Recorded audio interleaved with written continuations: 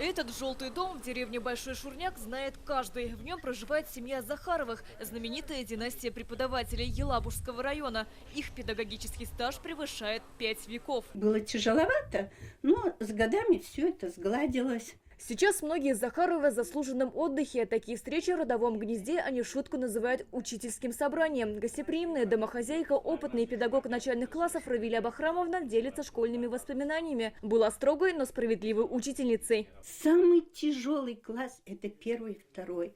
И Борис Васильевич, как будь директором, он давал мне всегда 1-е, 2-е классы. Потом меня забирал, отдавал молодым.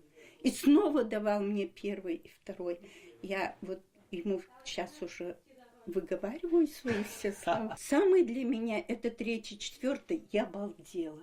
Я вообще балдела. Любовалась своими учениками. Сельская школа носит имя их деда Петра Захарова. Он ветеран Великой Отечественной. В честь него здесь установили памятную доску. Захаров Петр Иванович является братом моего деда. Он родился в деревне Большой Шурняк.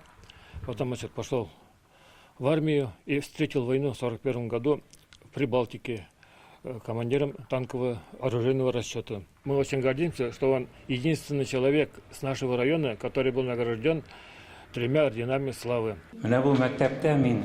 30 жылдан артық мәктәп директоры болып эшләдем. Борис Захаров рассказывает, директором этой школы он проработал более 30 лет. Причем в коллективе большинство были представители их семьи. Сестра заместителя, супруга учительница начальных классов. Борис Захаров профессию выбрал по совету отца Василия Захарова. Он и стал основоположником династии преподавателей. Выбор профессии как такового и не обсуждался.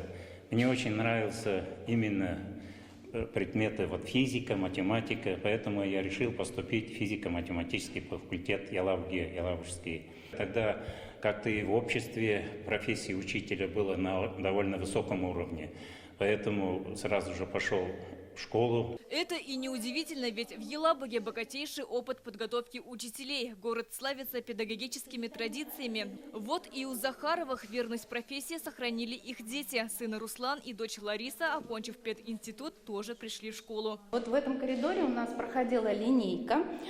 Линейку вел папа. Он у нас здесь ругал, всем говорил, всеми, но отдельно дома никаких нареканий я не слышала. Татьяна Каишева, родная сестра Бориса Захарова, в школе более 40 лет. Разработала собственную программу преподавания родного языка. В работе с детьми особенно эффективным считает методику строгого взгляда. Мама подсказала этот метод. Говорил, если дети на уроке не слушаются, не повышай голос. Просто сиди и смотри им в глаза. Дети сразу успокаивались. Захаровы называют свою профессию вечной. Они уверены, учителем может быть только тот, кто честен перед детьми и самим собой. Сирина Васильева, Алмазиадинов, ТНВ, Елабужский район.